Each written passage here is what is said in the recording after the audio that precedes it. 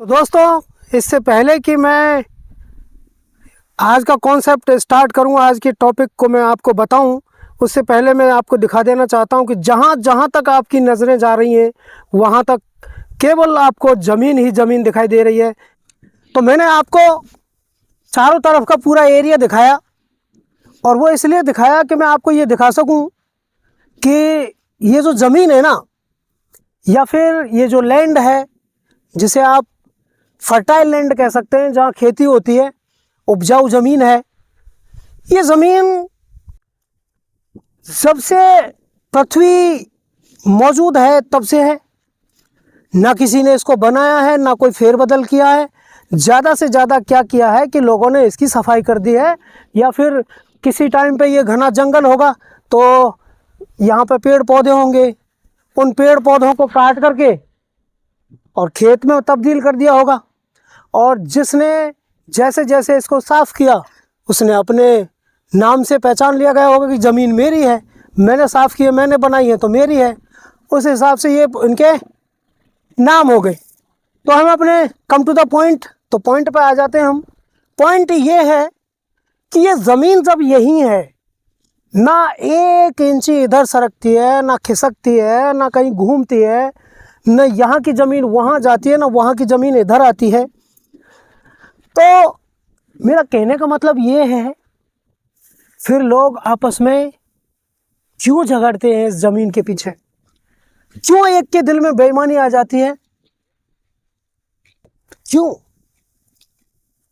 ये ज़मीन कल भी यही थी, आज भी यही है, और आने वाले कल में भी यही रहेगी।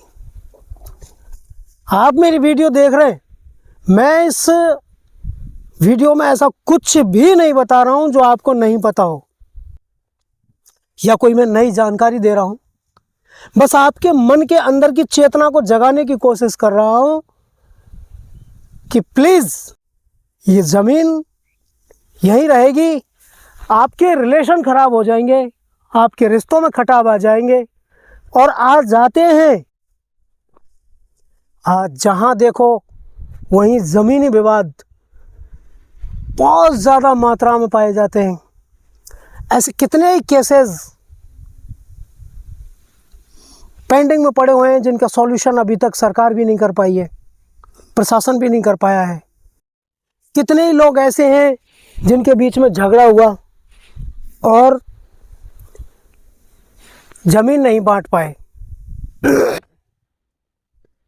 दोस्तों, 1 इंची ज़मीन, केवल 1 इंच ज़मीन भाई भाई के बीच में इतना मायने रखती है कि भाई मायने नहीं रखता, 1 इंची ज़मीन मायने रखती है। एक भाई दूसरे भाई के सर पे लठ मारता है, उसे मारने पर तुलाता है। अरे ये कहीं नहीं जानी है, ये यहीं रहेगी। मत करिए ऐसा प्लीज। अरे 1 इंची, 2 इंची, 5 इंची, 8 इंची, 10 इंची, 12 इंची, 1 फीट, 2 फीट, 3 फीट अगर कम ज़मीन हो जाएगी तो उससे इतनी ज़्यादा पैदावार नहीं होगी कि उससे आपके पालन पोषण पूरी पीढ़ियां आपकी पल जाए। लेकिन दोस्तों, कहीं इस ज़मीन के चक्कर में पीढ़ी ख़त्म ना हो जाए। इतना पैसा खेती में लोग कमाते नहीं हैं, ज़मीन से इतना प्रॉफिट नहीं होता है।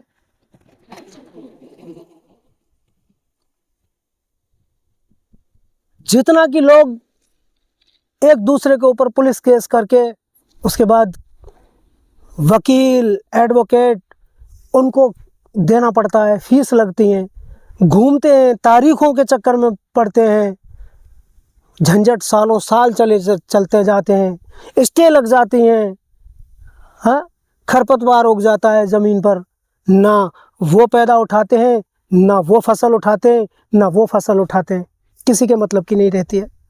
अब वो ज़मीन चाहे खेत की हो, या घर की हो, या फार्म हाउस की हो, या कैसी भी हो। दोस्तों, ये ज़मीन, मैं मानता हूँ कि ज़मीन हमारी माँ है, धरती हमारी माता है। इसके लिए हमें इसकी सुरक्षा के लिए हमें हर वो कदम उठाना चाहिए जो इसके लिए सही है, लेकिन जो सही नहीं है वो भी उठा रहे हैं। मतलब एक ज़मीन के टुकड़े के पीछे भाई भाई का दुश्मन बना हुआ है, एक दूसरे की जान के लाले पड़े हुए हैं। हाँ, बच्चों की एजुकेशन की तरफ नहीं देख रहे, उनकी कैरियर की तरफ नहीं देख रहे, अपने फ्यूचर की तरफ नहीं देख रहे, अपना खाने पीने की तरफ नहीं देख रहे, अपने पहनने की तरफ नहीं देख रहे। कैसे देख रहे हैं? तो क्या देख रहे हैं कि बस इसने मेरी ज़मीन हथिया ली, ये मेरे ज़मीन के हिस्से में थोड़ा सा कदम रख दिया, इसने मेरी ज़मीन में से 1 फीट ज़मीन जा अधिक ले ली। दोस्तों, अरे भाई भाई से बंटवारा करता है, आपका कोई दुश्मन तो है नहीं जिससे आप ज़मीन का बंटवारा कर रहे हो। ज़मीन का बंटवारा हमेशा अपने लोगों के साथ ही होता है। अरे कोई बात नहीं, मेरा भाई भी है, मैं पहले ये बोल दूं कि तू नाप ले और जितना तेरे हक में आता है, जितना तुझे चाहिए तू ले ले, मैं रह जाऊंगा। अरे मेरे पिताजी के पास, मेरे दादाजी के पास अगर ज़मीन नहीं होती तब मैं क्या करता? किससे झगड़ा करता मैं? किससे लड़ता मैं? बताइए, किससे झगड़ा करने जाता? नहीं होती तो मैं अपनी मेहनत करता, कोशिश करता कि ज़मीन खरीद पाऊँ, मैं अपने लिए कुछ बेहतर कर पाऊँ, अपने आने वाली पीढ़ी के लिए बेहतर कर पाऊँ, उनके लिए मैं कुछ विशेष कर पाऊँ, उनके लिए मैं ज़मीन छोड़कर जाऊँ जिससे कि मेरे बच्चे खुशहाल ज़िंदगी जी सकें, आराम की ज़िंदगी जी सकें। और मैं आज भी बोलता हूँ और आने वाले कल में भी बोलूँगा कि मेरा भाई मुझसे जो चाहिए ना वो ले ले, मैं देने के लिए तैयार हूँ। मैं अपने भाई के लिए मेरे पास जो कुछ भी है वो सब गंवाने के लिए तैयार हूँ, लेकिन जो मेरे पास है उसके लिए मैं अपने भाई को गंवाने के लिए तैयार नहीं हूँ। माना कि कई बार भाई भाई के बीच मतभेद पैदा हो जाते हैं, माना कि शादी के बाद अलग अलग परिवार बन जाते हैं और अलग अलग बीवियां आ जाती हैं, उन बीवियों में मनमुटाव हो जाता है, देवरानी जेठानी में आपस में बातें नहीं बन पाती हैं, मेल नहीं खा पाता है, तो क्या करें? मतलब मेरी वाइफ जो बोलेगी मैं वही करूं? मैं भूल जाऊं कि मेरा भाई है? मैं बचपन से उसके साथ रहा हूं, वो मेरे बाद पैदा हुआ है, मैं पहले पैदा हुआ हूं, और 25 साल की उम्र में शादी हुई है। 25 साल तक हम लोग साथ रहे हैं, उसके बाद बीवी का आगमन हुआ है। तो क्या मैं अपने भाई से दुश्मनी मोल ले लूं और उससे कहूं कि तेरी जमीन यहां नहीं यहां से है? अरे जीते जी जिंदगी एक बार मिली है, उसमें बड़ी मुश्किल से सौभाग्य होते हैं कि एक एक रिश्ता मिलता है, सौभाग्य से बड़े बड़े रिश्ते मिलते हैं एक एक करके। आपके पास बेटा है, बहू है, आपके पास आपकी धर्मपत्नी है, आपके भाई हैं, आपके चाचा हैं, आपके ताऊ जी हैं, जो भी हैं, वो रिश्ते बड़ी मुश्किल से मिलते हैं। किसी किसी को ये रिश्ते नसीब भी नहीं होते। तो फिर क्यों एक दूसरे की जान पर तुले हो, जान लेने पर तुले हो? क्यों एक दूसरे की जान लेने पर तुले हो, और वो भी ज़मीन के टुकड़ों के ऊपर? अरे आपके अंदर काबिलियत होगी, अगर आप सही इंसान होंगे, अगर आप अपना काम ईमानदारी से करेंगे, स्मार्ट मेहनत करेंगे, जीवन में आगे बढ़ेंगे, जितनी आप लगन 1 फीट ज़मीन हथियाने के चक्कर में लगा रहे हो, उतनी मेहनत, उतने ही चक्कर, उतने ही घूमना फिरना, उतना ही पैसा लगाना, उतना ही इन्वेस्ट करना अगर आप कहीं दूसरी जगह कर रहे होते तो उससे दुगनी ज़मीन आप खरीद पाते।